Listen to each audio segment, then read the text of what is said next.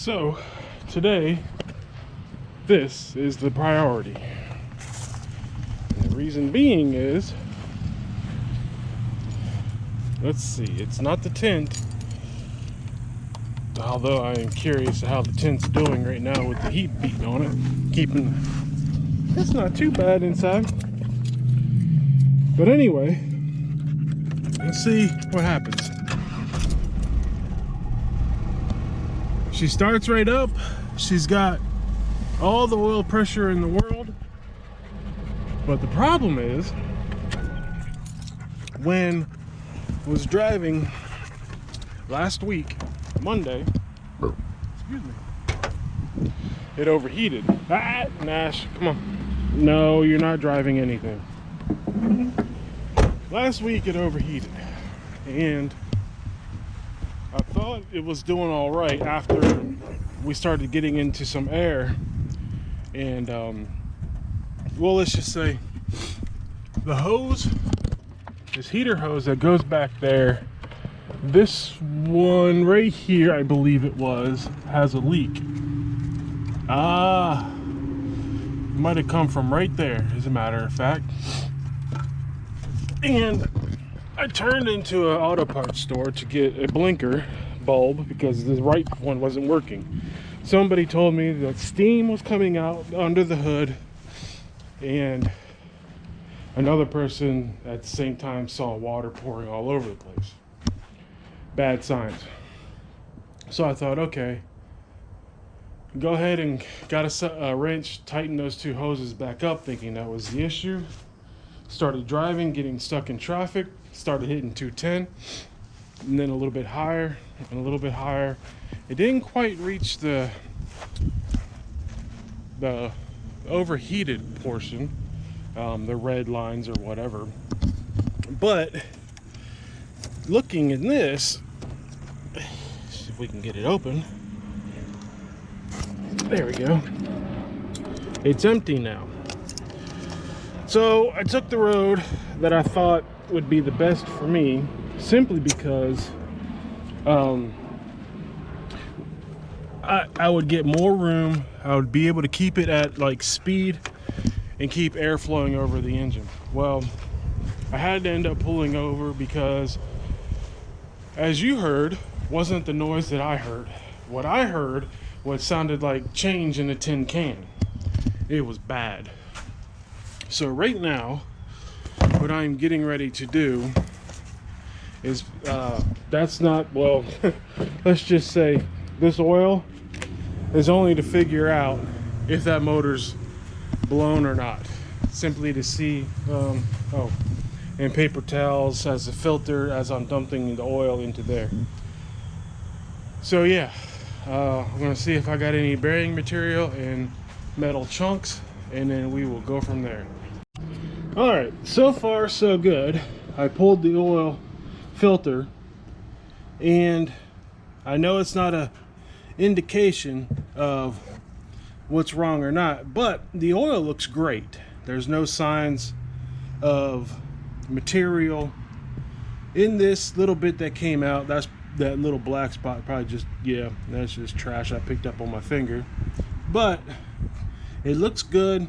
It looks like it's still, you know, I changed this oil not too long ago, and it looks like it hasn't been, you know, barely used.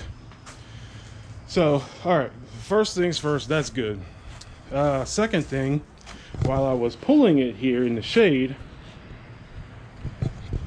it hesitates badly. Now, I know I have a code on the dashboard. The one code is for a small leak, air leak somewhere. I have to get the code scanner again and find out if it popped another code, because idling, it's okay, but when you put it in gear under a load, it has a hesitation, giving it some throttle. So I'm not exactly sure what that is yet. Hopefully it's nothing. Now I do believe that it now has an exhaust leak, and I'm not, let me fire it up real quick. Maybe it'll bring itself up to fruition. All right, well, we have something. Oh, shit.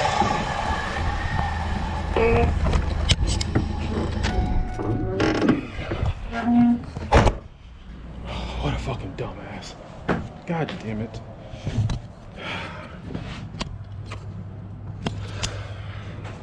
I guess that's the quick way to get your oil out. Let this be a reminder, kids. Always, always, always never be in too much of a hurry that you took the stupid oil filter off, forgot to put it on when you turned on the stinking car to see what any noises were, like an exhaust leak or something. I guess that's the quick way to get new oil out. But that's not how I wanted to check the oil, because now it is definitely dirty and it's not going to show me what's wrong in the pan.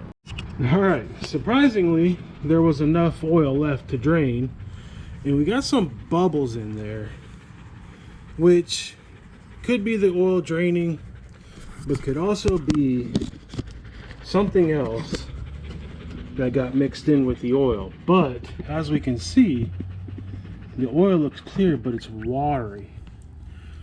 So it probably broke down really bad under temperature, but I'm not seeing anything to be worried about so far. But yeah, all right.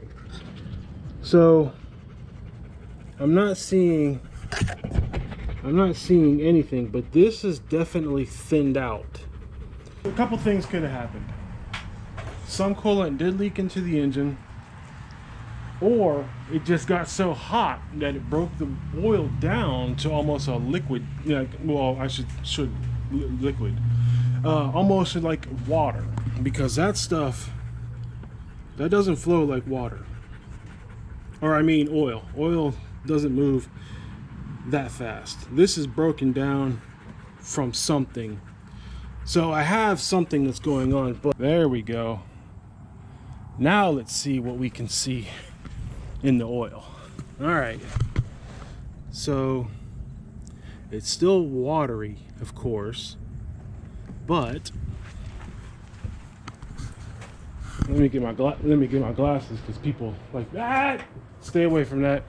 I can't believe I should have to tell them that. Anyway. All right.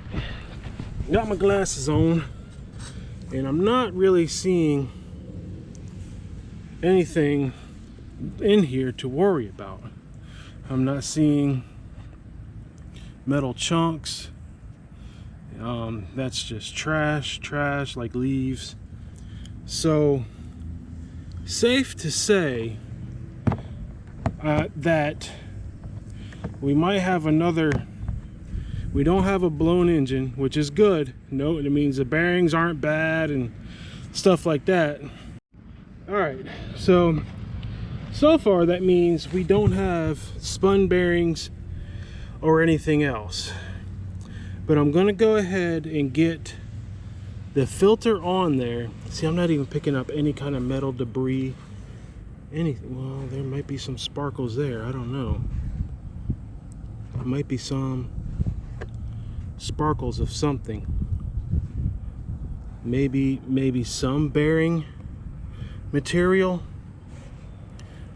So possible that it started to spin the bearings, but best thing I can do, yeah, see right there, I don't know if that's just because something got mixed in the oil, or if, like, besides metal, like something like a coolant or something, like a head gasket went, something like that. The biggest thing is going to be when I take that apart and look inside. Then I will definitely know what I need to know about what's going on in there. Plus, running, man, it is. I'm glad I'm only doing this right now. I got a lawnmower to work on too. What I'm going to do is I'm going to put the new filter on, and I'm going to fill it up with the new oil. And then I'm going to see about getting it. I'm going to run it for a few minutes, take another sample later on. I'm going to investigate and look up a place to I can send oil to get an analysis from. I think that'll be my best bet and the smartest thing I can do right now, because instead of running guesses and guess and guess and guess, I can know what's breaking down from there and attack it, whether it's bearing material or piston ring material or whatever. So I think I'm gonna go ahead and do that, but I find it awkward. I ran this thing and it got hot and it made that noise like metal being slung everywhere. Like I was saying before, it sounded like a tin can with money, with change in it. But now all of a sudden it sounds perfectly fine. So I'm gonna put this back on the ground, get me a new filter, get me the new filter on there, and then I'm gonna go ahead, fill it up, run it, and then yeah, I gotta look up where to go and get the oil analysis done. So until then, that is me and what happened last week with the Camaro that I've been so much trying to take care of. So anyway, folks, as I'm out here taking care of this, I want you all to have a good day. Stay cool. It is hot outside. I don't know where you are, but I'm in the South and it is hot and humidity is 50%. Anyway, I'm rambling on. I will talk to you all later when I get more information about this. But also that means this car needs to get pulled out and cleaned, because it is going to be driven daily now until that one gets fixed. And I got a white dog laying down close to oil. So yeah, and then the black one, I will pull her over here. Yeah, and then finally I got to make a few calls and emails about the Cutlass's trunk to see if I can find one. So anyways, sorry for rambling, sorry for the short thing, but I will see you all later. Yeah, and Gizmo says bye too. All right, this time it has oil in it, but I want you to listen. That little ticking noise, I'm not exactly sure what it is. That's what I'm gonna have to investigate.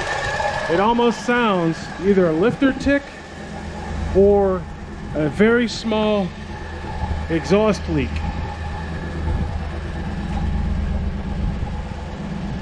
We're not, it doesn't smell like fuel or anything else. So other than that noise, it still has a rough hesitation, but I'm gonna have to give, like I said, get a code scanner, borrow one, and then go ahead and scan the code, see if there's anything new that came up, which I have zero doubt that there isn't a new code. So there's going to be at least one or two new ones there. Once we get that figured out, we can go from there. Oh, and I'm researching other ways. I'm probably just going to get a molded 90-degree hose, two of them, one from here back there, so I can eliminate all this extra. But anyway, that's for another day.